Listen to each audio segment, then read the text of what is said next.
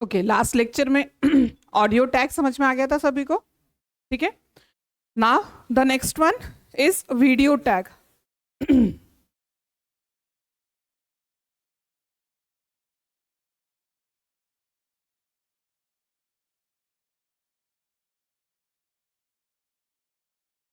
पहले सर्च कर लेते हैं हम लोग।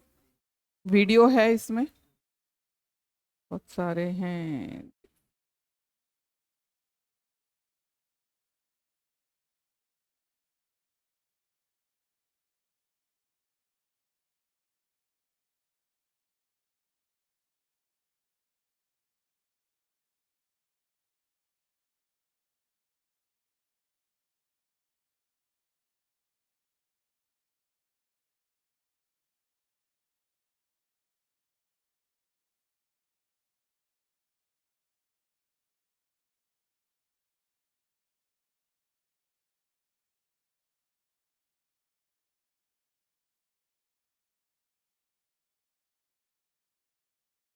ठीक है, वीडियो के लिए भी सेम सिंटैक्स है, सिर्फ MP3 की जगह पे उसका एक्सटेंशन क्या है, MP4। ठीक है,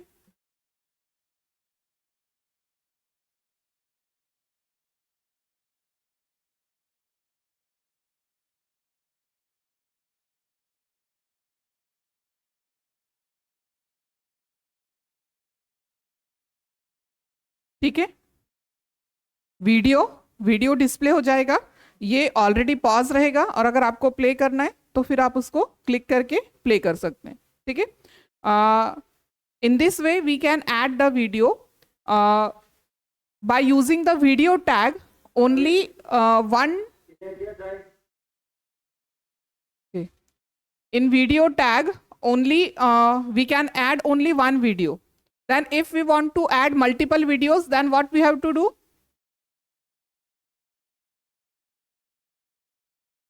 यही बताया था, ऑडियो टैग में भी बताया था।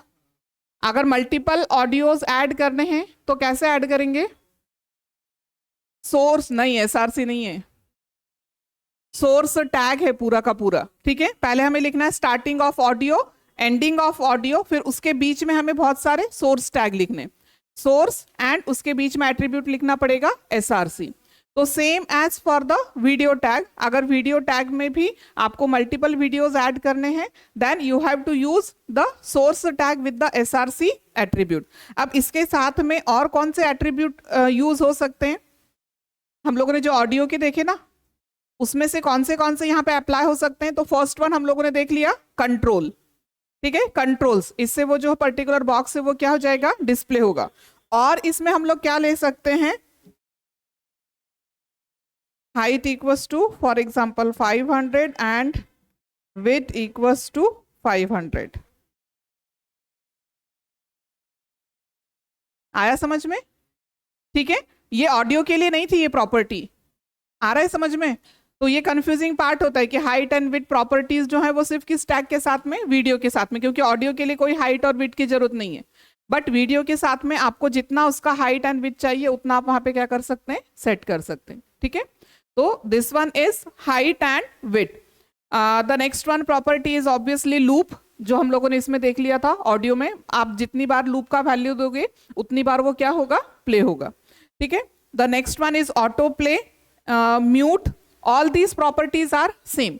ठीक है, सिर्फ यहां पर वीडियो में कौन सी एक्स्ट्रा की प्रॉपर्टी आई, हाइट एंड विड्थ, और बाकी का जितना प्रॉपर्टीज था वो सेम था। मैं बाकी के आपको रन नहीं करके दिखा रही हूँ, म्यूटेड वगैरह जो होगा वो ऑलरेडी कैसा रहेगा, म्यूटेड रहेगा। The important property is the poster property.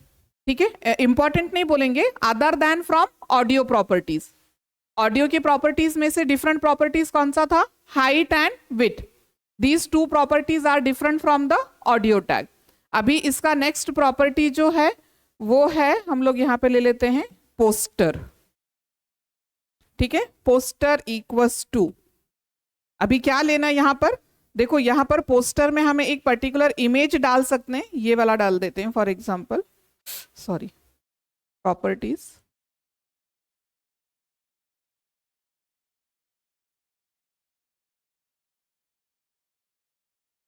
Dot JPG। पहले इसको देख लेते हैं, फिर रन करके फिर आपको समझ में आ जाएगा output.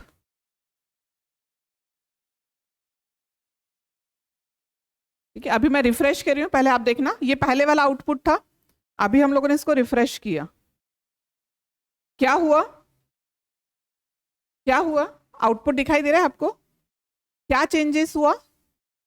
Instead of video means what, जब तक आपका वीडियो डाउनलोड हो रहा है तब तक वहां पे कुछ भी नहीं दिखेगा। अगर आपको वहां पर एक पर्टिकुलर इमेज प्लेस करना है कि यस, अगर आप प्ले करोगे तभी वहां से क्या होगा, वीडियो प्ले होगा, या फिर आपको एक पर्टिकुलर इमेज डिस्प्ले करना है instead before playing that particular video, है ना। फॉर एग्जाम्पल अगर एक मूवी है तो आप मूवी का नेम और उसके जो पर्टिकुलर डायरेक्टर, एक्टर वगैरह जो वो सारा नेम वगैरह डाल के आप रख सकते हैं। तो जब आप प्ले करोगे तो उसके आगे का जो वीडियो है, जो मूवी है, वो क्या होगा, प्ले होगा। बट उसके पहले आप यहाँ पे क्या करके रख सकते हैं, एक इमेज डिस्प्ले करके रख सकते हैं। ठीक है, और जैसे ही हम प्ले बटन को क्लिक करेंगे तो यहाँ से आपका जो वीडियो है वो क्या हो जाएगा, स्टार्ट हो जाएगा। तो समझ में आया आपको, समझ में आया what is the purpose of poster property? Poster वो नेम से ही बता रहे हैं, पोस्टर कि जो वीडियो है, जो मूवी है, उसका आपको पोस्टर डिस्प्ले कर सकते हैं before that particular video. Clear हो गया कंसेप्ट पोस्टर का? The next one property is the preload property. Next one property is preload equals to, now this preload property having three values. First one is auto, second one is metadata and the third one is none. ठीक है, तो auto means preload, ये name से ही बता रहा है। preload means what? preload बता सकते हो, नेम से क्या बता रहा है वो? preload means what? वो पहले से ही लोड होके रहेगा। तो there are three options for the preload attribute. First one is auto, second one is metadata and the third one is none. The by default value is auto. बहुत बार questioning by default value के लिए भी पूछा जा सकता है। Then which is the by default value? By default value is auto means what, जो आपका वीडियो है वो ऑटोमेटिकली क्या हो जाएगा, लोड हो जाएगा। ठीक है, अब instead of auto, by default auto है, उसका आउटपुट आपने देख लिया ऑलरेडी। अब अगर मैं यहां पर नन डाल देती हूं, इसको रिफ्रेश करते हैं। ठीक है, अभी मैंने पोस्टर डाल के रखा है तो पोस्टर आ रहा है वहां पे। अगर पोस्टर नहीं डाल के रखते तो फिर क्या होता, 1 सेकेंड, आपको डिफरेंस नहीं समझ में आएगा, तो ये पोस्टर निकाल देते हैं पहले।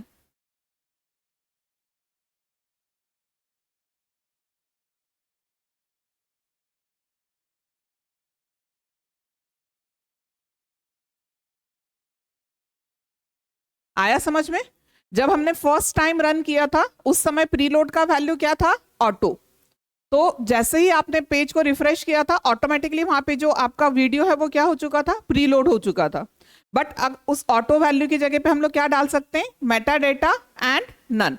अगर नन डाला तो वहां पे जो है वो प्रीलोड नहीं होगा, और जब आप उसको क्लिक करोगे प्ले बटन को, उसी समय पे वो क्या होगा, लोड होगा एंड प्ले होगा।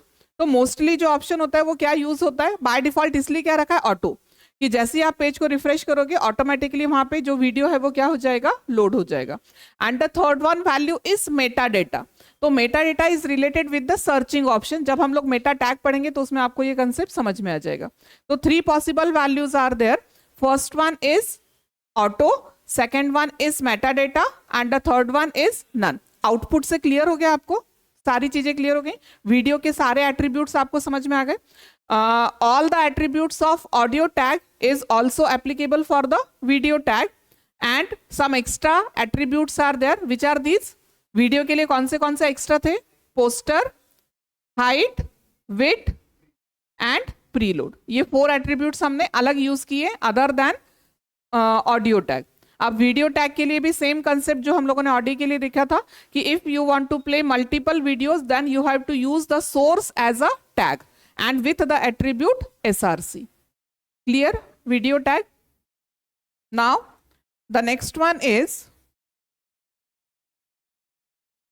image map in HTML। बहुत इंपॉर्टेंट कंसेप्ट है और इसके ऊपर बहुत बार क्वेश्चनिंग आता है।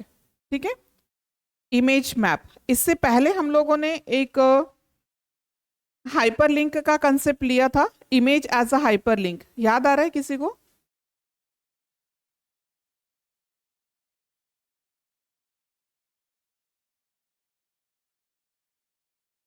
ये वाला लिया था ना, इमेज एज अ हाइपरलिंक। क्या हो रहा था इस पर्टिकुलर इसमें, ये वाला कंसेप्ट क्या था, इमेज एज अ हाइपरलिंक। जैसे ही उसको हम लोग क्लिक करेंगे तो ये नेक्स्ट पेज पे क्या करेगा, जंप करेगा। Now what is the meaning of this particular image as a hyperlink? इस पर्टिकुलर इमेज के किसी भी सेक्शन को अगर मैं क्लिक कर रही हूँ, किसी भी सेक्शन को, ठीक है, अगर यहाँ पर क्लिक किया तो भी गूगल पे जा रहा है, और यहाँ पे क्लिक किया तो भी गूगल पे जा रहा है, मीन्स कहीं पर भी सिर्फ ये सिंगल लिंक के ऊपर क्या करेगा, जंप करेगा। But when we have to create different hyperlinks within the single image, this is known as image map। बहुत बार क्वेश्चनिंग आता है इस टॉपिक के ऊपर से 101% क्वेश्चन आएगा किसी ना किसी बैच के लिए, ठीक है। Then what is the meaning of image map? Image map is nothing but creating multiple hyperlinks within the single image. एक ही इमेज के अंदर हम लोग मल्टीपल हाइपरलिंक्स क्या कर सकते हैं, क्रिएट कर सकते हैं। Okay, there are two types of image map, client side image map and server side image map. जो पुराना वाला सिलेबस था उसमें दोनों दिए थे, client side and server side, but अभी आपका जो न्यू सिलेबस है उसमें आपको सिर्फ क्लाइंट साइड इमेज मैप ही पढ़ना है, ठीक है। तो देयर आर टू, ये क्वेश्चनिंग आ सकता है कि how many types of image map, to types of image map, client side image map and server side image map। then how we can create the image map? हम लोग directly यहां पर ले लेते हैं, ये वीडियो वाला निकाल देते हैं अभी, ठीक है, इसकी जगह पे हम लोग डायरेक्टली ले लेते हैं।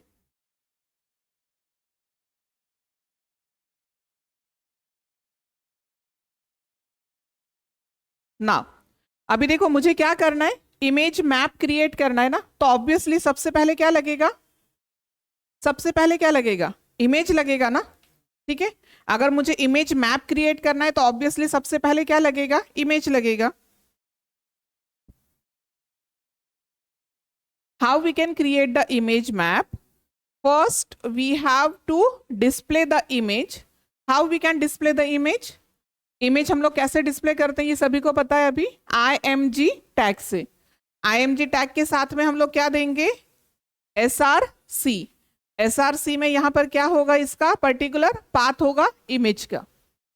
अब हम लोगों ने इमेज को ये जो पर्टिकुलर कंसेप्ट है इसका नेम क्या दिया है, इमेज मैप, है ना। इस पर्टिकुलर कंसेप्ट को हम लोग क्या बोल रहे हैं, इमेज मैप। मीन्स व्हाट, मुझे इमेज तो मेरा क्रिएट हो गया, अभी और क्या क्रिएट करना है, मुझे मैप क्रिएट करना है ना। कंसेप्ट समझ में आ रहा है? देखो टू वर्ड्स हैं इसमें, इमेज एंड मैप। तो इमेज हमारा क्रिएट हो गया by using the IMG tag. अभी हमें क्या क्रिएट करना है, मैप। तो यहां पर हम लोग ले लेंगे map tag,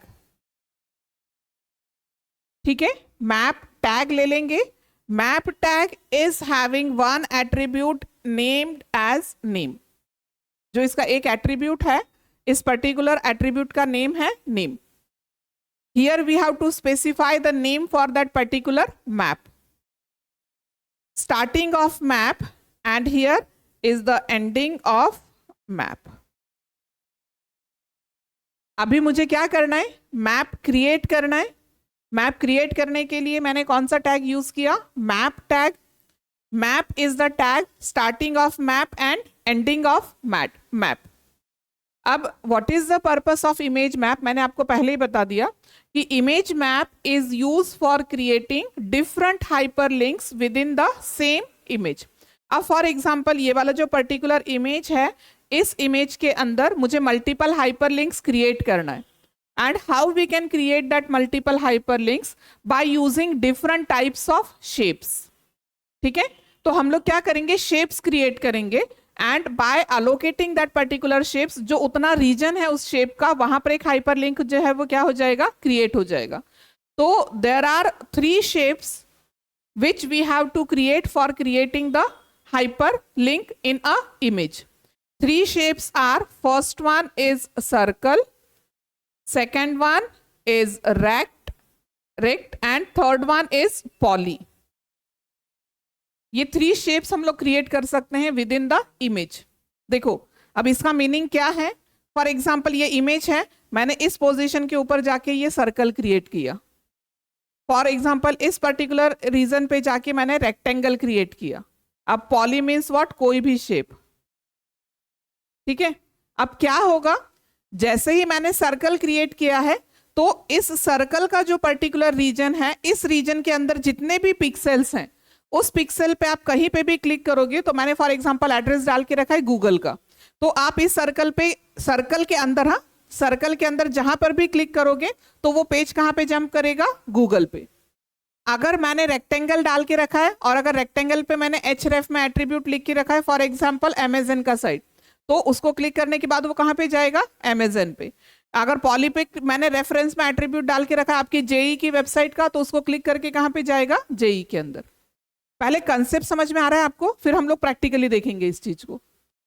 multiple hyperlinks create हुआ, मैंने सिर्फ 3 बताया, आप मल्टीपल हाइपरलिंक्स इसके अंदर क्या कर सकते हैं, क्रिएट कर सकते हैं. और इसके लिए हमें शेप्स कितने यूज करने, 3 shapes, circle, rectangle and poly. ठीक है. तो with in that particular map tag for creating different types of shapes, मुझे अलग अलग शेप्स क्रिएट करना है ना हाइपरलिंक के लिए, तो with in that map tag next tag is the area tag. Within the map tag, the next tag is the area tag. This area tag having first attribute is href.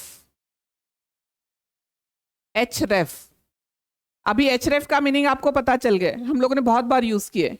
तो आप जिस भी website का address या फिर जिस भी document का एड्रेस आप यहाँ पे डालोगे, तो वो पर्टिकुलर जो लिंक है उस पर्टिकुलर पेज पे क्या करेगा, जंप करेगा. तो फर्स्ट एट्रीब्यूट हो गया href, सेकेंड एट्रीब्यूट हो गया shape. The second attribute is shape. अब शेप इक्वल्स टू, आपको कोई भी वैल्यूज नहीं डालना है, आपको सिर्फ ये 3 सिलेक्टेड वैल्यूज डालना है. ठीक है. शेप इक्वल्स टू, हम लोग ओनली 3 टाइप्स के शेप क्रिएट कर सकते हैं, सर्कल, रेक्ट एंड पॉली. ठीक है. The next one attributes is the coords. The next one value attribute is coords. Obviously देखो अभी मुझे क्या करना है, इमेज के अंदर ये रीजन क्रिएट करने ना, तो मुझे उनके क्या देने पड़ेंगे, कोऑर्डिनेट्स देने पड़ेंगे कि आपको किस पर्टिकुलर पॉइंट के ऊपर जाके, किस पोजीशन पे जाके आपको सर्कल क्रिएट करना है, तो आपको वहां पे क्या स्पेसिफाई करना पड़ेगा, कोऑर्डिनेट्स. अब देखो कोऑर्डिनेट्स जो हैं, अगर मुझे सर्कल क्रिएट करना है तो सर्कल के लिए मुझे 3 वैल्यूज देना है. ठीक है. अब 3 वैल्यूज क्यों देना है, तो सर्कल के लिए मुझे एक पॉइंट देना पड़ेगा. ठीक है. और पॉइंट के लिए मुझे 2 वैल्यूज देना है. कौन सी 2 वैल्यूज, x एंड y. आ रहा है समझ में. अगर मुझे एक पॉइंट भी अगर देना है तो उसके लिए मुझे कितना वैल्यूज लेना पड़ेगा, 2 वैल्यूज. एक x एक्सेस का कौन सा वैल्यू है एंड y एक्सेस का, तो ये 2 वैल्यूज हो गई. और थर्ड वैल्यू हमें देना है रेडियस. ठीक है. थर्ड वैल्यू हमें क्या देना है, रेडियस. तो आपको समझ में आ रहा है कि अगर मैंने शेप इक्वल्स टू सर्कल लिखा तो यहां पे आपको कितने कोऑर्डिनेट्स देने पड़ेंगे, 3.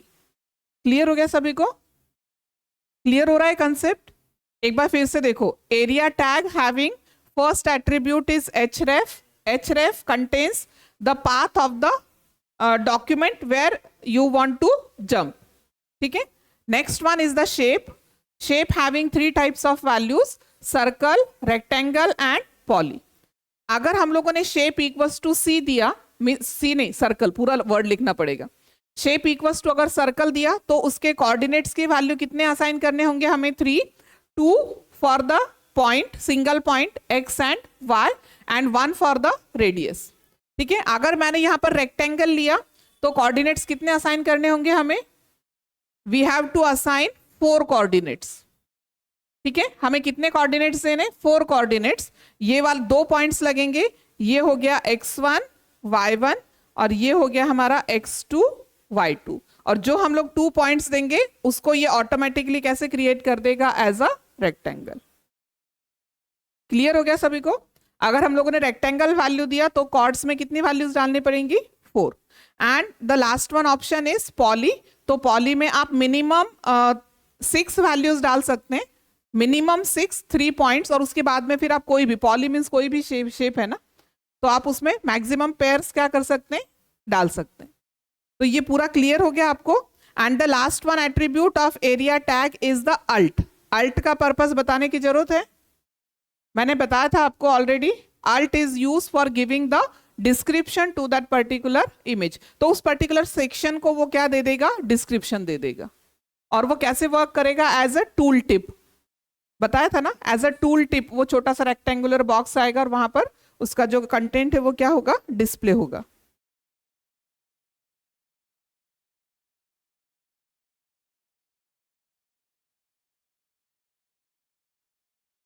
ठीक है, चलें स्टार्ट करें अभी कोडिंग. हम लोग सबसे पहले ले लेते हैं img equals to src equals to dot jpg. इसके साथ में कौन सा टैग यूज होगा? Map. Name equals to, for example मैंने नेम दे दिया abc. आप कोई भी नेम दे सकते हैं, ठीक है. abc दिया है, आप खुद का नेम भी डाल सकते हैं. या फिर ये मैप है आईटी के लोगों का, तो मैं इसको नेम दे देती हूँ फॉर एग्जांपल लोगो. कुछ भी नेम दे सकते हैं आप, ठीक है. मैंने इसको नेम दे दिया logo. Starting of map and ending of map. Within that map tag we have to start with the area tag. Attributes of area tag is the href. Href equals to, for example, http://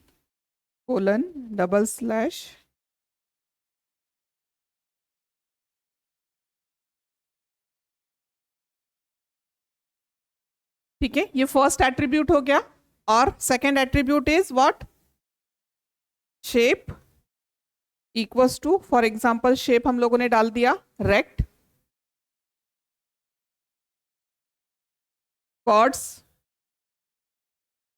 कितने values डालना पड़ेंगे? 4 values. For example डाल दिया 0 0. अब ये coordinates 93. ये आप according to your adjustment कोई भी डाल सकते हैं. हाँ, आपको जो एडजस्ट करना है वैसा. ठीक है, ये हो गया coords. And the last attribute is alt equals to, for example ये वाला किस चीज के ऊपर जंप करने वाला है? गूगल के ऊपर, तो मैंने इसको दे दिया गूगल. ये हो गया first shape create. Next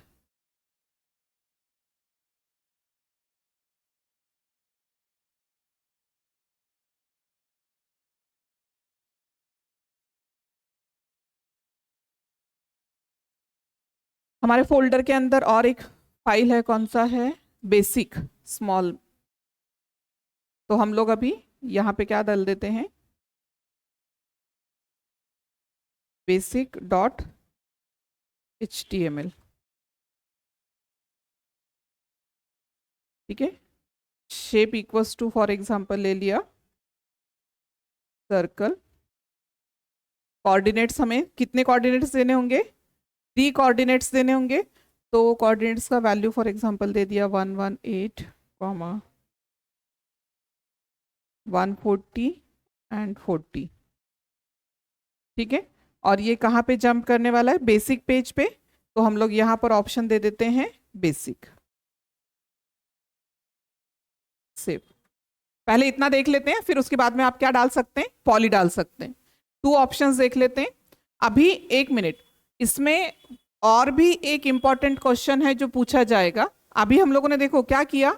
image tag लिया. हमें कैसे क्रिएट करना है? उसे एज अ मैप क्रिएट करना है. तो इसके लिए हम लोगों ने ले लिया मैप टैग. बट ये वाला जो मैप है, ये मैप इस पर्टिकुलर इमेज से अभी अटैच हुआ है क्या? ये वाला जो इमेज देखो, ये वाला इमेज टैग है, ये वाला इमेज टैग के साथ में ये वाला जो नीचे मैप लिखा है, ये कनेक्टेड हुआ है? आप कैसे स्पेसिफाई कर सकते हो कि ये वाला इमेज और ये वाला मैप कनेक्टेड है? दोनों सेंटेंस अलग अलग है ना. इमेज हम लोगों ने नॉर्मली ऊपर लिखा है, टैग उसको क्लोज कर दिया. टैग को क्लोज कर दिया ना हम लोगों ने, इमेज टैग को. तो इमेज और जो मैप है वो दोनों अभी कनेक्टेड नहीं है. तो इसको कनेक्टेड करने के लिए पहले हम लोग हाइट और विड्थ भी ले लेते हैं। Height equals to for example 500 and width equals to 500।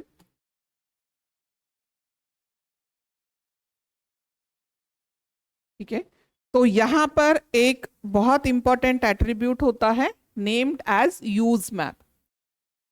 Without that use map you can't create the image map.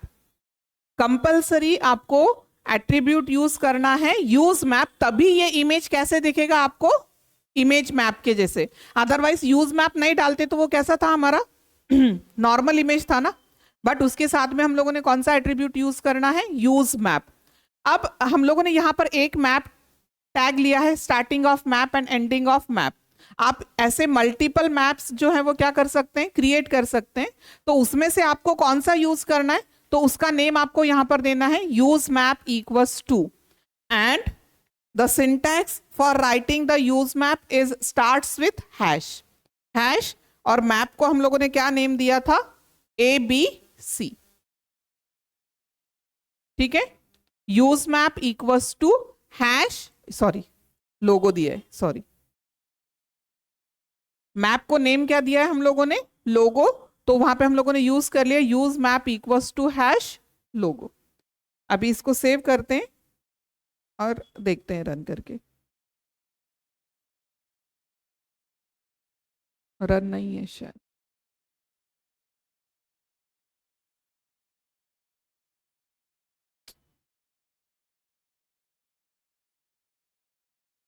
ठीक है, इमेज डिस्प्ले हो चुका है। अभी मैं इसको यहाँ पे मूव कर रही हूँ, देखो दिख रहा है पॉइंटर, हैंड पॉइंटर दिख रहा है, हैंड दिख रहा है, नॉर्मल दिख रहा है ना।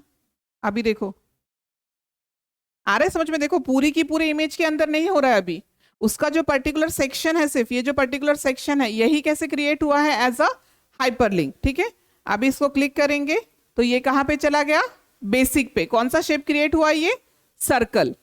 ठीक है, और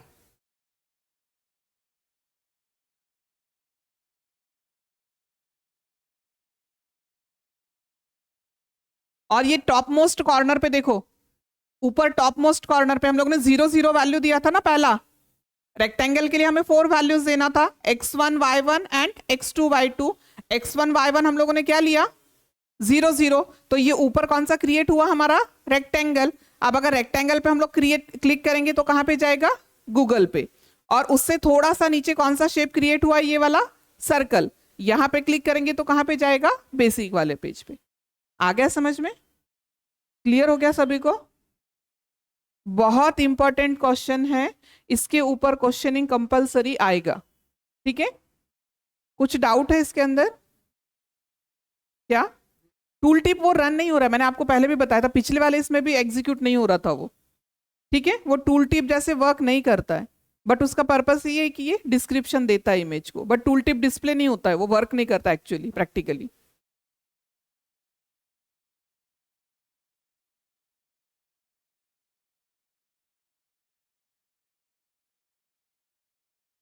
सही में समझ में आ गया, इमेज मैप समझ में आ गया आपको। तो ये जो पूरा का पूरा इमेज है ना, इस पूरे इमेज पे आप कहीं पर भी डिफरेंट डिफरेंट सर्कल्स, मैंने अभी 2 क्रिएट किए, आपको और चाहिए कि यहाँ पे राइट मोस्ट कॉर्नर पे रेक्टेंगल चाहिए, यहाँ पे रेक्टेंगल चाहिए, यहाँ पे सर्कल चाहिए, यहाँ पे पॉली चाहिए। आप जितने चाहे उतने शेप्स क्रिएट करके अलग अलग हाइपर लिंक्स वहां पे क्या कर सकते हैं, क्रिएट कर सकते हैं। तो कंसेप्ट पूरा क्लियर हो गया। एक बार सिंटैक्स देख लो, इसमें आपको कुछ डाउट है? इमेज टैग ये नॉर्मली था, हम लोगों ने नॉर्मल इमेज जैसे डिस्प्ले करते हैं, ये नॉर्मल था। कब तक नॉर्मल था, यहां तक। But when we have to use the attribute name use map, then it is created as a image map. Without use map ये कैसे होगा, नॉर्मल इमेज। ठीक है, but use map equals to, अब वहां पे क्या देना है, आप किस मैप को यूज कर रहे हैं। तो हम लोगों ने मैप को यहाँ पे क्या दे के रखा है, नेम दे के रखा है।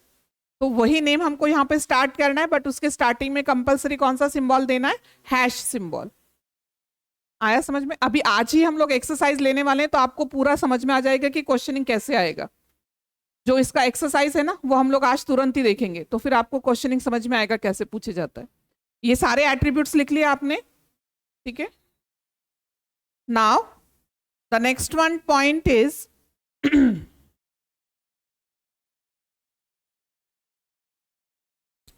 Next one point is inline frame. अच्छा, फ्रेम का मीनिंग बता सकते हो आप? फ्रेम का मीनिंग, फ्रेम का मीनिंग क्या होता है? फोटो फ्रेम होता है हमारे घर में जनरली। क्या मीनिंग होता है फोटो फ्रेम का? जो फ्रेम होता है वो फिक्स्ड होता है और उसके बीच में आप अलग अलग फोटोज जो है वो क्या कर सकते हैं, इंसर्ट कर सकते हैं। फ्रेम, फ्रेम मीन्स व्हाट, ये आपको आउटलाइन दे देगा। ठीक है, फ्रेम मीन्स व्हाट, ये आपको आउटलाइन दे देगा और उस आउटलाइन के अंदर आपको जो कुछ भी कंटेंट डिस्प्ले करना है आप वो कंटेंट एज अ फ्रेम क्या कर सकते हैं, डिस्प्ले कर सकते हैं। Then for creating the inline frame iframe tag is used. For creating inline frame, iframe tag is used. With the first attribute is src. मैंने आपको इनलाइन फ्रेम क्या बताया, डेफिनेशन क्या बताया इनलाइन फ्रेम का, कि inline frame is creating the boundary. ठीक है, और उस बाउंड्री के अंदर आप कोई भी कंटेंट क्या कर सकते हैं, डिस्प्ले कर सकते हैं। कौन सा कंटेंट आपको डिस्प्ले करना है, कौन सा करना है? That content you have to specify within that SRC attribute. आ रहा है समझ में? तो फॉर एग्जाम्पल इसके अंदर मुझे कंटेंट डिस्प्ले करना है जो मैंने बेसिक डॉट एचटीएमएल के अंदर लिखा है वो वाला, है ना? अब भी हम लोगों ने रन किया ना बेसिक डॉट एचटीएमएल, वो ग्रीन कलर का लाइन था। आप कोई भी पेज डिस्प्ले कर सकते हैं। ठीक है, तो मैंने एसआरसी दे दिया यहां पर, बेसिक डॉट HTML। अभी फ्रेम क्या हो गया, क्रिएट हो गया, उसकी बॉर्डर क्रिएट हो गई और उसके अंदर ये जो पर्टिकुलर पेज है इस पेज का कंटेंट जो है वो क्या हो जाएगा, डिस्प्ले हो जाएगा। The next attribute of inline frame is height and width. For example height equals to 700 and width equals to 700। इसे सेव करते हैं और इसको रन करके दिखाते हैं। स्क्रीन के ऊपर देखना है सभी को, मैंने अभी रिफ्रेश नहीं किया है। दिखा सबको? वो बॉक्स दिखाई दिया आपको? ये क्या हो गया हमारा फ्रेम, ये फ्रेम जैसे क्रिएट हो गया ना। थोड़ा सा साइज छोटा कर देते तो अच्छा दिखेगा, बहुत ज्यादा बड़ा हो गया। 300 300।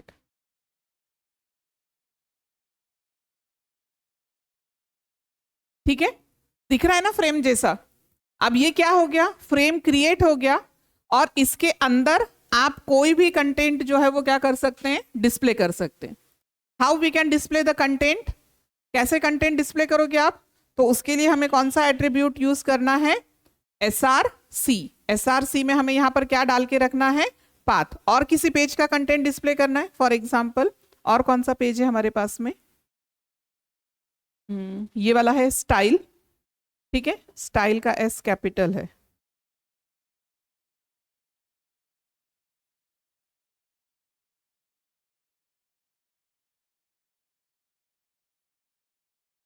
आ रहा है समझ में? देखो मैंने क्या डाला, स्टाइल डॉट HTML। तो स्टाइल में जो भी हम लोगों ने कंटेंट लिखा था वो इस फ्रेम के अंदर क्या हो गया, डिस्प्ले हो गया। ये फ्रेम देखो,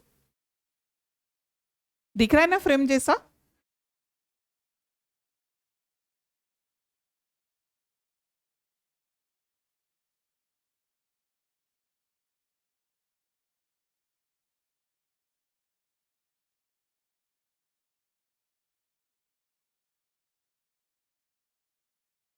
ठीक है, इस इमेज को, इस इनलाइन फ्रेम को आप अलाइन देके एडजस्ट कर सकते हैं। अलाइन आपके इसमें एट्रीब्यूट नहीं दिया है सिलेबस में, बट अलाइन आप 3 टाइप्स का अलाइनमेंट दे सकते हैं, लेफ्ट, राइट एंड सेंटर।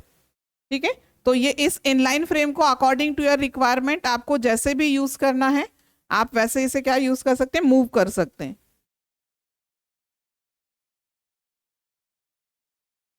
अरे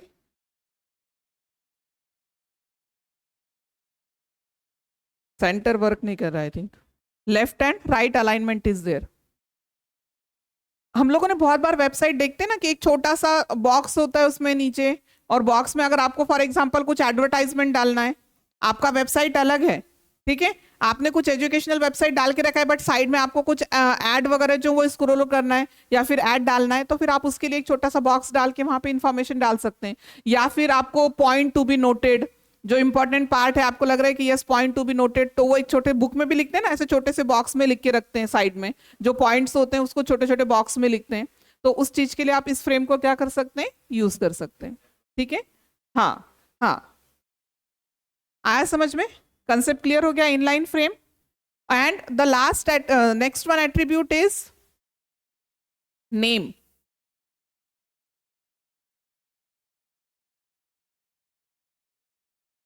नेम, अब नेम को बताने की जरूरत नहीं है, हम लोगों ने कंट्रोल के टाइम पे देख लिया था कि अगर उसको फ्रेम को आपको नेम देना है तो आप यहां पर नेम एट्रीब्यूट से क्या दे सकते हैं, नेम दे सकते हैं। And the last one attribute is src doc।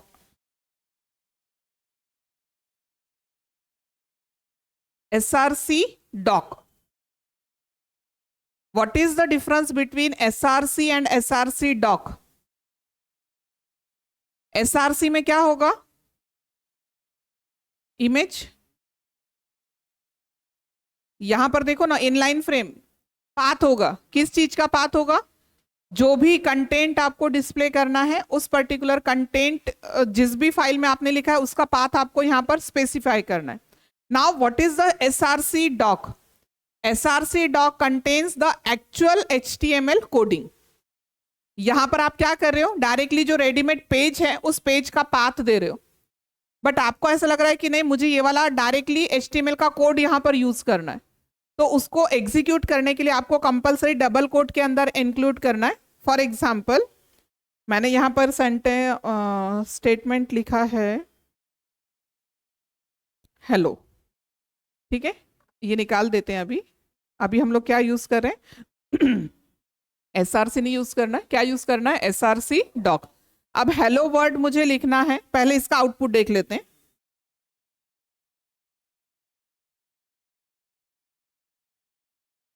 ठीक है, पहले ये नॉर्मल आउटपुट देख लो, src doc में और नॉर्मल src में अभी कोई डिफरेंस नहीं दिखाई दे रहा है आपको, नहीं दिखाई दिया ना, src में लिखो या फिर src doc में, बट src में आपको क्या लिखना है, .html, किसी पेज का एड्रेस लिखना है, आप डायरेक्टली वहां पे सेंटेंस नहीं लिख सकते। अगर मैंने सिर्फ src इक्वल्स टू हेलो लिखा तो क्या होगा, देख लेते हैं एक बार, देखो यहां पर समझ में आ रहा है आपको क्या बता रही हूं मैं, अरे आ गया,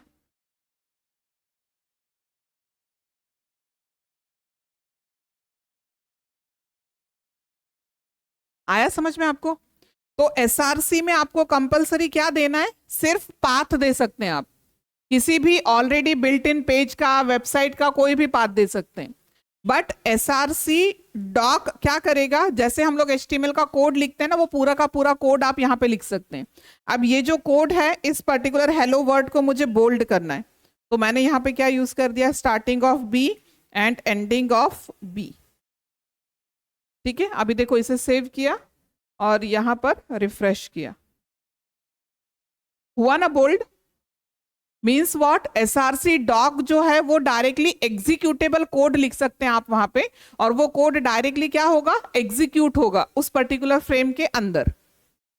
डिफरेंस समझ में आ गया, src is contain the directly path of the document, and src doc में आप एग्जीक्यूटेबल कोड लिख सकते हैं, जो कोड है वो एग्जीक्यूट होगा पहले इसके अंदर का, और फिर वहां पे जाके अंदर क्या होगा, डिस्प्ले होगा।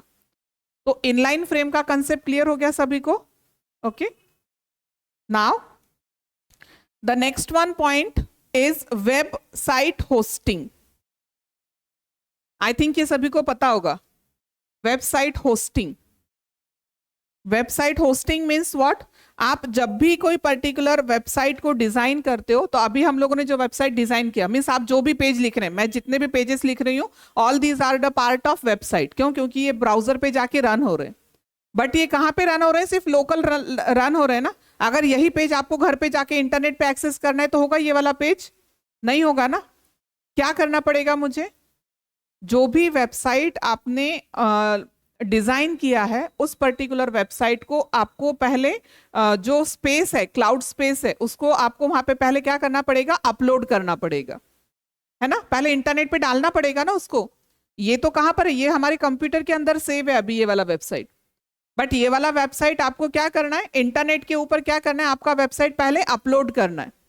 अपलोड करना है मीन्स व्हाट? ऑब्वियसली आपको वहां पे क्या लगेगा? स्पेस लगेगा, ठीक है। जैसे हमें फॉर एग्जांपल यहाँ पर अगर कोई फ्लैट वगैरह या फिर बिल्डिंग वगैरह बनाना है तो ऑब्वियसली हम लोग पहले क्या करते हैं? उस पर्टिकुलर प्लेस को परचेस करते हैं और फिर वहां पे हम लोग जो वर्क है वो क्या करते हैं? स्टार्ट करते हैं।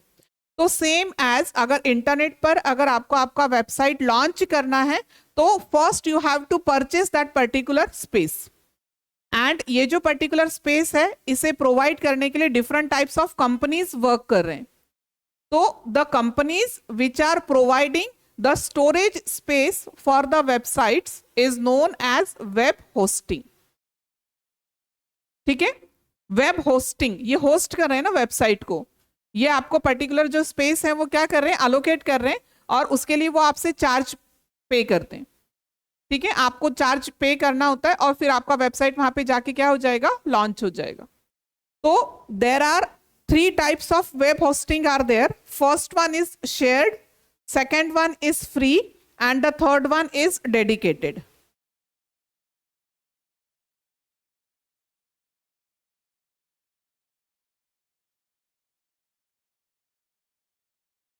ठीक है, फर्स्ट वाला हो गया शेयर्ड, सेकेंड हो गया free, and the third one is dedicated.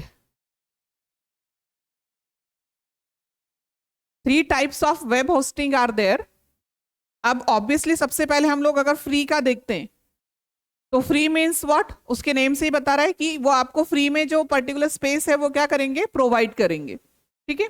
But ये जो फ्री का स्पेस होता है, कोई भी वेबसाइट आप देख लो, अगर वो पेड वेबसाइट है या फिर जैसे हम लोग अमेजन प्राइम वगैरह यूज करते हैं तो, या फिर नेटफ्लिक्स यूज करते हैं, कोई भी वेबसाइट, तो अगर आपको ये पर्टिकुलर पेड वेबसाइट है तो वो आपको फ्री का ऑप्शन देते हैं। बट वो फ्री क्या होता है? सिर्फ ट्रायल वर्जन होता है, पर्टिकुलर डेज के लिए ही वो अलॉट किया जाता है, 7 डेज के लिए, 15 डेज के लिए एंड सो ऑन। तो सेम ऐसे ही है कि अगर वेबसाइट आप सिर्फ ट्रायल बेसिस पे देखना चाहते हो तो आप फ्री के वर्जन के लिए, फ्री वेब होस्टिंग के लिए जा सकते हैं। बट उसका जो टाइम लिमिट है वो क्या हो जाएगा? कम हो जाएगा। एक पर्टिकुलर टाइमिंग के लिए ही आपका वेबसाइट जो है वो इंटरनेट के ऊपर दिखाई देगा। आया समझ में? और उसका जो स्टोरेज स्पेस होता है ना वो भी लिमिटेड होता है, मीन्स टाइम पीरियड भी लिमिटेड होता है एंड स्टोरेज स्पेस भी उसमें क्या होता है? आपको वो लिमिटेड प्रोवाइड करते हैं। बट अब अगर आपका रिक्वायरमेंट है कि नहीं, मुझे मेरा जो पर्टिकुलर वेबसाइट है तो वो वेबसाइट थोड़े ज़्यादा दिन के लिए रहना चाहिए, बट ऑब्वियसली थोड़ा सा जो उसका कॉस्टिंग है वो क्या होता है? हाई होता है। तो ऑलरेडी किसी ने परचेस करके रखा है तो उसमें आप शेयर्ड में भी आपका जो पर्टिकुलर वेबसाइट है वो क्या कर सकते हैं? लॉन्च कर सकते हैं। And the last one option is dedicated. Dedicated means single, ठीक है। आपका वेबसाइट पूरा का पूरा स्पेस जो है वो आपकी वेबसाइट को ही मिलेगा।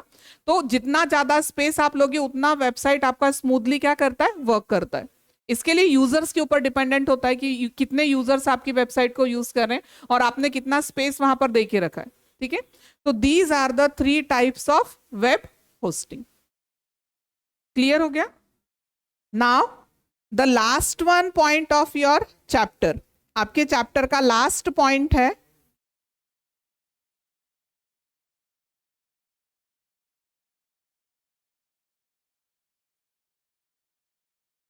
यस,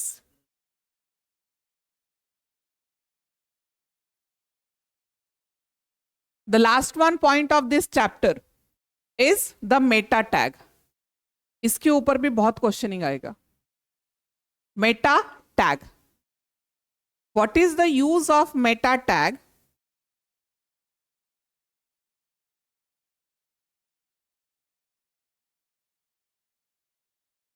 अच्छा, आपने एक वेबसाइट डिजाइन किया है, नहीं नहीं, आप एक पर्टिकुलर चीज आपको सर्च करना है, ठीक है। आप सर्च करने के लिए क्या करते हैं? गूगल में आपने डाल दिया कंटेंट, जैसे ही आपने गूगल में कंटेंट डाल दिया आपको डायरेक्टली सॉल्यूशन मिल जाता है।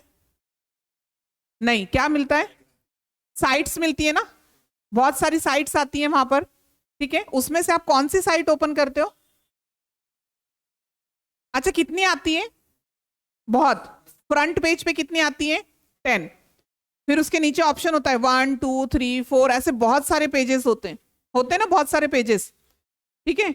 बट उसमें से आप जैसे ही आपका पेज पर्टिकुलर आपने सर्च कंटेंट डाल दिया, एंटर किया, बहुत सारी वेबसाइट आई, आप उसमें से जाके 10 नंबर को क्लिक करके 10 नंबर का वेबसाइट देखते हो? नहीं देखते ना। क्या करते हो मोस्टली आप? जो फ्रंट पेज पे वेबसाइट्स होती है ना, उसी वेबसाइट्स में से आप क्या करते हो? सर्चिंग करते हो। तो आपके 12th के सिलेबस में जो नेक्स्ट चैप्टर है वो नेक्स्ट चैप्टर है SEO।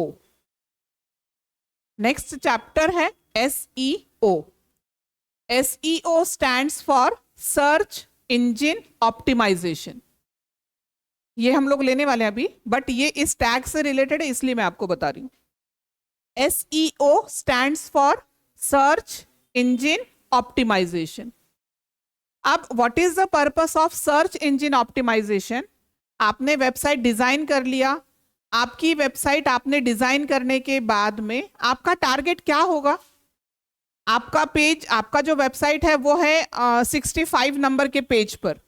फॉर एग्जाम्पल, आपने जो वेबसाइट डिजाइन किया है वो सर्च में डालने के बाद में जो फर्स्ट पेज में 10 लिंक होता है ना, ऐसे कौन से पेज पे आपका वेबसाइट? 65th पेज पे जाएगा कोई आपकी वेबसाइट देखने के लिए? Obviously not. तो जब भी आप एक वेबसाइट डिजाइन करोगे तो आपका टारगेट क्या होगा कि मेरी जो वेबसाइट है उसका रैंकिंग जो है वो क्या होना चाहिए? हाई होना चाहिए। हाई, कितना हाई होना चाहिए? तो यस, अगर पहले 2-3 में आ गया तो बहुत ही अच्छा। आ रहा है समझ में? तो ये जो पर्टिकुलर आपका वेबसाइट है, ये वेबसाइट टॉप के सीक्वेंस में लाने के लिए कौन सा कंसेप्ट यूज होता है? Search engine optimization. And for this purpose within your this particular chapter, इसके बारे में हम लोग और बहुत सीखेंगे within the next chapter. But meta tag, what is the use of meta tag? ये मेटा टैग जो है इसे कंपल्सरी हमें लिखना है within the head tag, starting of head and ending of head. इस पर्टिकुलर हेड टैग के अंदर ही आपको क्या लिखना है? Meta tag. यहां पर हम लोग लिख देंगे Meta tag. Now this Meta tag is not the executable part. हम लोगों ने HTML के अंदर जितने भी टैग्स लिखे, for each and every tag वहां पर क्या होता था? इफेक्ट होता था ना। अगर B लिखा तो बोल्ड होगा, CSS लिखा तो स्टाइल शीट होगा, I लिखा तो इटैलिक होगा, I फ्रेम लिखा तो इनलाइन फ्रेम डिस्प्ले होगा। बहुत सारे टैग्स देखे, सारे टैग्स देख लिए हम लोगों ने HTML के। But meta tag is not a executable part. ये एग्जीक्यूटेबल नहीं है। इसका सिर्फ और सिर्फ पर्पस क्या है कि आपकी जो पर्टिकुलर वेबसाइट आपने नीचे बॉडी टैग के अंदर लिखा है ना, पूरी वेबसाइट आपकी, ये पर्टिकुलर वेबसाइट का जो सॉल्यूशन है, जो समरी है कि फॉर एग्जांपल ये वाला वेबसाइट मैंने बाल भारती IT के लिए लिखा है। बाल भारती का जो IT सब्जेक्ट है ना, उस चीज के लिए मैंने ये वेबसाइट डिजाइन किया है। तो बाल भारती, IT सब्जेक्ट, ये सारे के सारे जो इंपॉर्टेंट कीवर्ड्स है ना, आपकी वेबसाइट का जितना भी समरी पार्ट है, जितना भी एब्स्ट्रैक्ट है, वो सारा का सारा आप कहां पे डाल के रखेंगे? मेटा के अंदर। अब मेटा के अंदर क्यों डालेंगे आप? तो जब भी कोई वेबसाइट, जब भी आप गूगल पे डालते हो ना कि मुझे नीट का या फिर JEE का मुझे वेबसाइट सर्च करना है, तो आप जैसे ही JEE डालोगे, क्लिक करोगे, तो वो क्या करेगा? पर्टिकुलर सर्च इंजन जो वेबसाइट आपने डिजाइन किया है, सबसे पहले वो हेड सेक्शन में जाके उसका क्या चेक करेगा? Meta tag. सबसे पहले क्या चेक करेगा? Meta tag. और अगर मेटा टैग के अंदर उसको आपकी समरी समझ में आ गई कि यस, आपने भी सारा जो वेबसाइट है वो JEE के लिए बना के रखा है, तो फिर वो आपका वेबसाइट कहां पे डालेगा? टॉप रैंकिंग में। तो जब भी आप वेबसाइट डिजाइन कर रहे हो तो सिर्फ डिजाइनिंग ही इंपॉर्टेंट नहीं है, ऑब्वियसली उसकी पब्लिसिटी होना चाहिए, ठीक है, उसका मार्केटिंग होना चाहिए। तो ये भी चीजें बहुत इंपॉर्टेंट है। तो मेटा टैग में आपको ये सारी चीजें जो है वो क्या करके रखना है? बिल्ट इन इंस्टॉल करके रखना है, लिख के रखना है। पहले बताओ, पर्पस समझ में आ गया मेटा टैग का? मेटा टैग ये एग्जीक्यूट नहीं होगा, इसके अंदर आप जो कुछ भी लिखोगे ये एग्जीक्यूटेबल पार्ट नहीं है। ये सिर्फ और सिर्फ कब यूज होगा, जब आप आपकी वेबसाइट को लॉन्च कर देंगे और जब भी कोई पर्टिकुलर पर्सन सर्च इंजन में डालेगा कि मुझे सर्च करना है बाल भारती का आईटी का बुक, तो जो इतने सारे वेबसाइट सर्च होंगे तो उसमें आपका भी देखा जाएगा, और आपकी वेबसाइट का पूरा नहीं देखा जाएगा। वो पहले क्या चेक करेंगे, मेटा टैग। मेटा टैग में आपने क्या कंटेंट डाल के रखा है, यस जो सर्च में कंटेंट डाला है उससे रिलेटेड है क्या आपका कंटेंट, अगर रिलेटेड है तो फिर वो लिस्ट में डालेगा। बहुत ज्यादा अच्छा कंटेंट है तो 10 नंबर पे डालेगा आपकी वेबसाइट। नहीं, उसको लग रहा है कि मेटा के अंदर इतना यूजफुल इंफॉर्मेशन डाल के रखा है कि आपकी वेबसाइट अगर देखा तो सारा कंसेप्ट क्लियर हो जाएगा आईटी का, तो डायरेक्टली वो first and second number option पे डाल देगा। ये बोलने में जितना ईजी लग रहा है उतना करने में नहीं है, ठीक है। इसके लिए पेड ऑप्शन भी होते हैं कि आपने वेबसाइट डिजाइन किया, मेटा में बहुत अच्छा डाल दिया तो आपका 1 नंबर पे आ जाएगा, ऐसा नहीं होता है, ठीक है। ये एसईओ के लिए बहुत सारी पेड कंपनीज काम करती हैं। जब भी आप सर्च इंजन में डालते हो तो वहां पे ऑप्शन आता है ना विज्ञापन, मतलब वो स्पॉन्सर होते हैं, स्पॉन्सर करके लिखा होता है, तो उस वेबसाइट में इतना दम भी नहीं होता है, बट वो स्पॉन्सरशिप लिया होता है, उसको उतना पेमेंट किया होता है, इसलिए उन लोग उसको क्या डालते हैं, ऊपर डालते हैं। आ रहा है समझ में, स्पॉन्सर आप देखना, अगर नहीं भी देखा होगा तो आप एक बार डाल के देखना, किसी भी सर्च इंजन में आप अगर डाल के रखोगे तो स्पॉन्सर करके आता है ऊपर 3-4 वेबसाइट, तो वो सारे पेड प्रमोशंस होते हैं, इसलिए वो टॉप पे आता है। क्लियर हुआ ये सब concept? Now here are the attributes of meta tag. The first one attribute of meta tag is the name attribute, ठीक है। फर्स्ट, ये लिखते जाना है आपको, इंपॉर्टेंट पार्ट है। The first attribute of meta tag is the name attribute. The names में भी, for example author, description,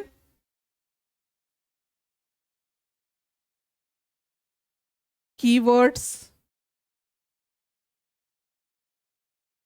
and copyright।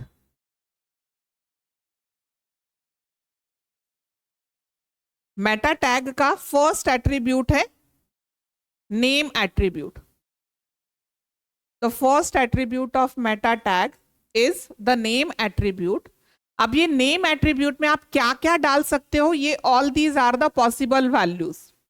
For example अगर आप बुक से रिलेटेड कोई कंटेंट लिख रहे हैं, वेबसाइट लिख रहे हैं बुक से रिलेटेड, हाँ आपको एक बुक लिखना है बाल भारती का, तो वहां पर आप लोग नेम के अंदर क्या क्या डाल सकते हैं, बुक से रिलेटेड है ना, तो बुक के लिए क्या होता है, ऑथर होता है, फिर उसका डिस्क्रिप्शन, उस पर्टिकुलर बुक का डिस्क्रिप्शन आप दे सकते हैं, ठीक है। उसके कीवर्ड्स दे सकते हैं कि मुझे अगर आईटी का बुक लिखना है तो उसके कीवर्ड्स क्या क्या हो सकते हैं, आईटी का बुक लिखना है क्या क्या कीवर्ड्स हो सकते हैं।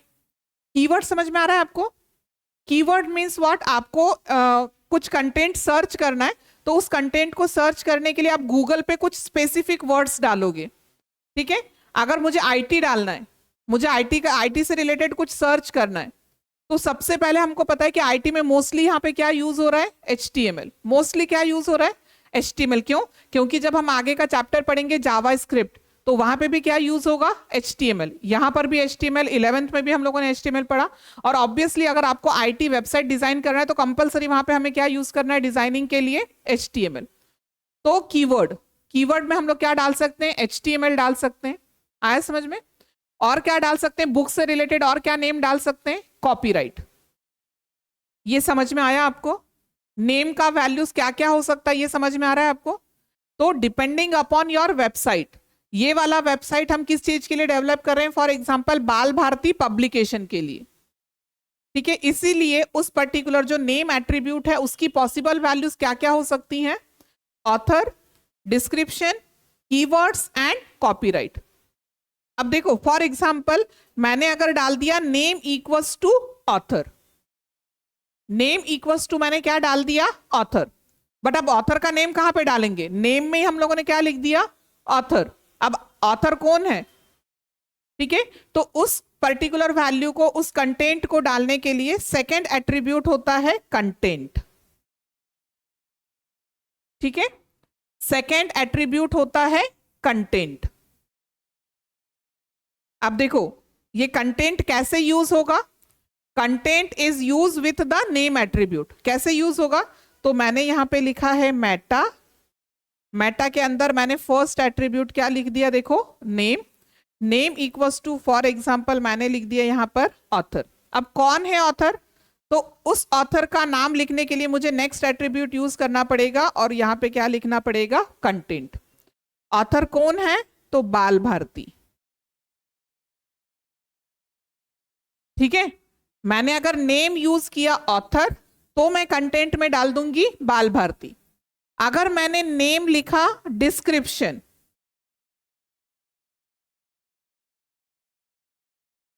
तो क्या डालोगे आप कंटेंट के अंदर, डिस्क्रिप्शन देना है आपको।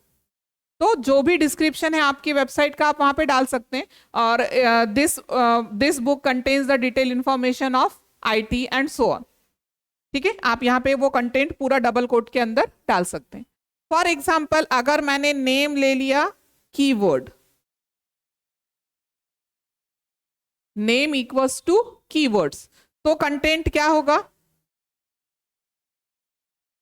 कंटेंट का वैल्यू, ये सिंटैक्स लिखने का मीनिंग क्या है आपको समझ में आ रहा है, पर्पस क्या है, कि जो कंटेंट का वैल्यू है it is dependent upon the name. आप जो भी नेम के अंदर कंटेंट डाल रहे हो ना, उसका जो आंसर है वो आंसर आपको कहां पे डालना है, कंटेंट के अंदर। अभी क्लियर हो गया, नेम के अंदर आप क्या डाल रहे हो, क्वेश्चन, और कंटेंट में आपको क्या डालना है, आंसर। क्लियर हो गया। कीवर्ड्स आप क्या क्या डालोगे, बाल भारती आईटी है तो HTML हो गया, ठीक है, HTML5 हो गया एंड सो ऑन, आप कुछ भी डाल सकते हैं। ये क्लियर हो गया, इतना पहले बताओ। Now the next one attribute of meta tag,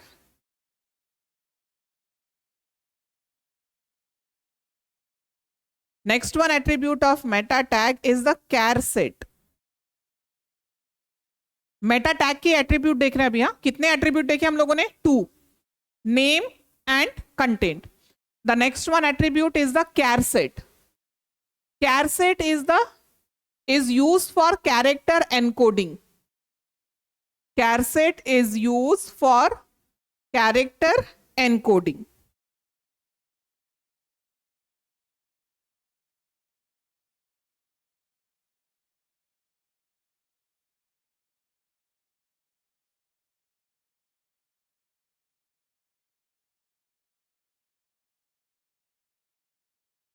देखो, जब भी हम लोग ये जो कीबोर्ड्स वगैरह जब डिजाइन होते हैं ना, तो वहां पे ऑप्शन आता है, देखो आप कीबोर्ड के लिए कि आपको कौन सा कीबोर्ड सिलेक्ट करना है। वो इंग्लिश सिलेक्ट करना है, मराठी सिलेक्ट करना है, या फिर इंग्लिश के लिए भी अलग अलग ऑप्शंस होते हैं, यूनाइटेड किंगडम का सिलेक्ट करना है, फिर आपको यहाँ का सिलेक्ट करना है, अलग अलग होते हैं ना सभी के। ठीक है, तो हर एक कंट्री के अकॉर्डिंग वहां का जो पर्टिकुलर कैरेक्टर सेट है ना, वो क्या करके रखा है, कोडिंग करके रखा है कि ये वाला जो पर्टिकुलर की है ये इसके जैसे यूज होगा। हर एक की को क्या किया है, कोडिंग किया है। तो what is the meaning of char set, char set is use for the coding purpose. In India हम लोग कौन सा यूज करते हैं कैरेक्टर एनकोडिंग मेथड, UTF-8। और यही अगर आप चाइना में जाओगे तो चाइना के लोग कौन सा यूज करते हैं, बिग 5। मैं आपको यहां पर दिखाती हूं, 1 सेकेंड।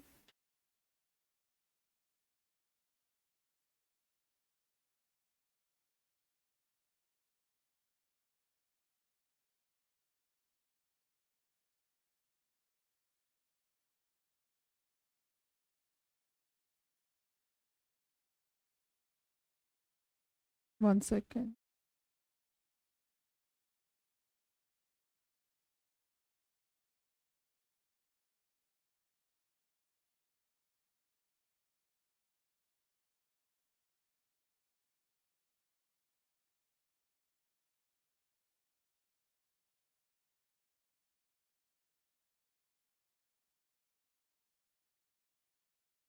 ये देखो, दिखाई दे रहा है नीचे, दिखाई दिया, यहां सामने कहां पे लिखा है UTF-8,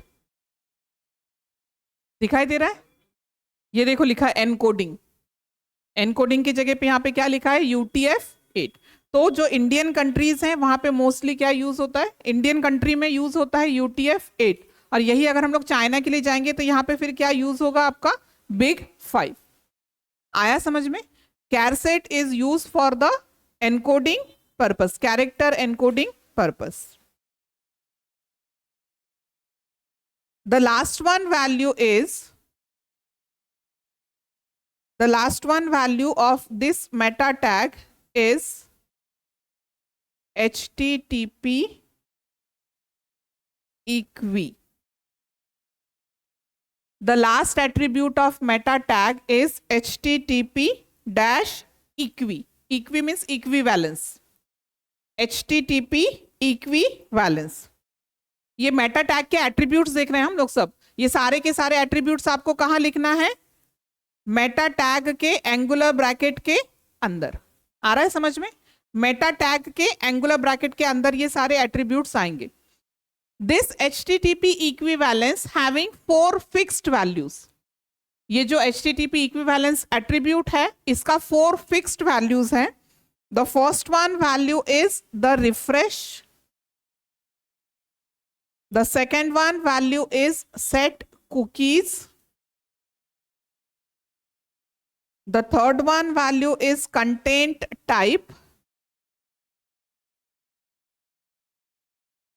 And the last one value is expires.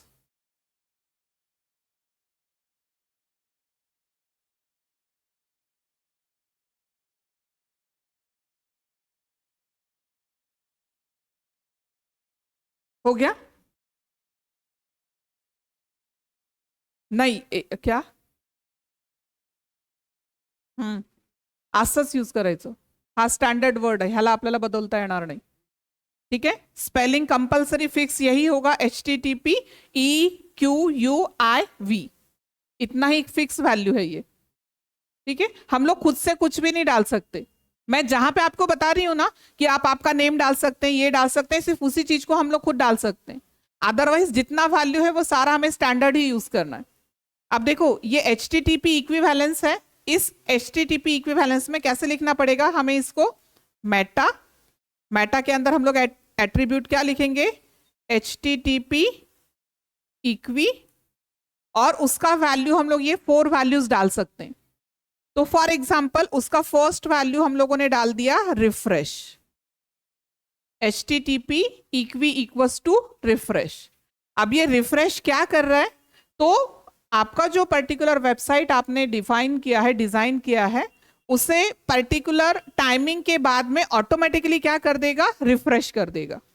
हम लोग करते हैं ना, बहुत बार वेबसाइट देखते हैं तो उसे रीलोड करते हैं. वो जो ऊपर होता है ना एरो, उसको क्लिक करते हैं कि चलो भाई रिफ्रेश करके देख लेते हैं क्या हो रहा है. तो अगर ये आपको ऑटोमेटिकली करना है आपकी वेबसाइट के लिए after particular timing, then for that purpose you have to use HTTP equiv equals to refresh. अब रिफ्रेश तो करना है बता दिया आपको, बट कितने टाइम के बाद में करना है तो वो टाइम हमें देना पड़ेगा. उसके लिए हम लोग और मेटा के साथ में क्या एट्रीब्यूट यूज कर सकते हैं? कंटेंट. पहले भी देख लिया ना हम लोगों ने. कंटेंट में आपको क्या देना है? आंसर. कंटेंट में आपको क्या देना है? आंसर. ये क्वेश्चन हो गया कि आपको रिफ्रेश करना है. ठीक है, बट कितनी देर बाद रिफ्रेश करना है? तो फॉर एग्जांपल 5. तो 5 सेकंड के बाद में, 5 मिनट के बाद में जो भी उसका स्टैंडर्ड वैल्यू है उतनी टाइमिंग के बाद में ऑटोमेटिकली आपका जो पेज है वो क्या हो जाएगा? रिफ्रेश हो जाएगा. पहला वैल्यू समझ में आ गया? ठीक है. The second value for this HTTP equivalence is the set cookies. HTTP equivalence equals to set cookies. अब ये जो कुकीज वाला पार्ट है ना, ये वाला पार्ट हम लोग 5th चैप्टर में पढ़ेंगे इन द PHP चैप्टर. ठीक है. कुकीज एंड सेशन 2 ऑप्शंस होते हैं. तो what is the general meaning of cookie? एक शॉर्टकट बताती हूँ अभी सिर्फ आपको, कि जब भी आप एक पर्टिकुलर इंफॉर्मेशन एक वेबसाइट को यूज कर रहे हैं तो उसको यूज करने के लिए आप कुछ इंफॉर्मेशन फिलअप करते हैं. आपका यूजर नेम डालते हैं, पासवर्ड डालते हैं, या फिर ईमेल आईडी डालते हैं ना. तो वो बोलता है एक्सेप्ट ऑल कुकीज. आता है ना बहुत बार ऐसा ऑप्शन. तो जब भी आप एक्सेप्ट ऑल कुकीज करोगे ना तो आपका जितना भी इंफॉर्मेशन आपने डाला है वो उस सर्वर के पास में जाके क्या हो जाएगा? सेव हो जाएगा. और इसका एडवांटेज क्या होता है कि for each and every page आपको वो फिर से डालने की जरूरत नहीं है. आपने सिर्फ एक बार डाल दिया तो फॉर होल वेबसाइट वो जो कंटेंट है उनके पास ऑलरेडी उन्होंने सेव करके रख लिया है, और ये जो है ये क्या होगा? पूरा का पूरा वेबसाइट आपको इजीली एक्सेस हो जाएगा. बट इसका ड्रॉबैक भी है कि जो आपका इंफॉर्मेशन है वो उनके पास में क्या हो जाता है? सेव हो जाता है. ठीक है, तो इसलिए बहुत बार वो जो कुकीज ऑप्शन होता है ना, आपको अगर उसका कंसेप्ट नहीं पता है तो आप all cookies accept all cookies कर देते हो। तो ऑल कुकीज जो करता है उसको थोड़ा सा, बट बहुत सी वेबसाइट ऐसे हैं कि ऑल कुकीज अगर आप एक्सेप्ट नहीं करोगे तो आगे ही नहीं जाएगा, ऐसे भी होता है। बट जब भी ऑप्शनल पार्ट हो तो उस समय कुकीज को एक्सेप्ट नहीं करना है। ठीक है, जब भी अगर ऑप्शनल है उसको एक्सेप्ट या फिर रिजेक्ट करना है तो आप उसको रिजेक्ट कर दो, डिनाई कर दो, तो फिर आपका जो पर्टिकुलर डेटा है वो क्या रहेगा, सेफ रहेगा। आ रहा है समझ में? तो ये हो गया second option, set cookies. The third one option is content type. अब कंटेंट टाइप हमने दिया है फॉर एग्जांपल http-equi, इसका हम लोगों ने दे दिया कंटेंट टाइप। अब ये क्या हो गया, ये क्या हो गया, क्वेश्चन हो गया ना। अब इसका आंसर देना है मुझे, तो यहां पे क्या यूज करना पड़ेगा, क्वेश्चन हो गया ना। कंटेंट टाइप, आप कौन सा कंटेंट टाइप यूज कर रहे हो, तो उसका आंसर देने के लिए मुझे कौन सा एट्रीब्यूट यूज करना पड़ेगा, कंटेंट। कौन सा यूज कर रहे हैं, तो मैं मोस्टली क्या यूज कर रही हूं, एक तो टेक्स्ट यूज कर रही हूं या फिर CSS यूज कर रही हूं। ठीक है, ये हो गया content type. And the last one value for HTTP equivalence equals to expires. As the name suggested, expires.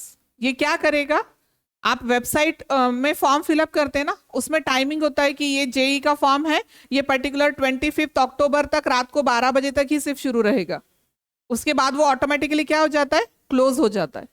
तो इस पर्टिकुलर एक्सपायर्स के अंदर आप क्या डालना है, डेट एंड पर्टिकुलर टाइम डालना है। तो उस डेट पे, उस टाइमिंग पे जाके ये वेबसाइट क्या हो जाएगा, एक्सपायर हो जाएगा। आया समझ में? ठीक है, तो all these are the attributes of meta tag. समझ में आ गया? Then here is the ending of chapter 1। Chapter 1 में एक भी ऐसा पॉइंट नहीं है कि हम लोगों ने कवर नहीं किया है। Point two point, each tag with each attribute, पूरा का पूरा यहां पे क्या हो गया, कंप्लीट हो गया। अभी हम लोग लेते हैं इसका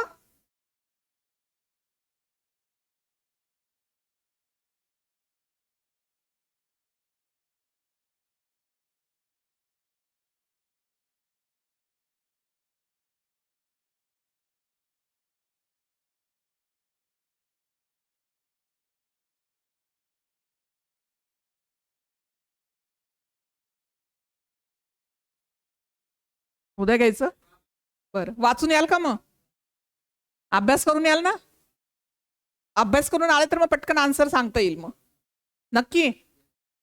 बोर झाला का?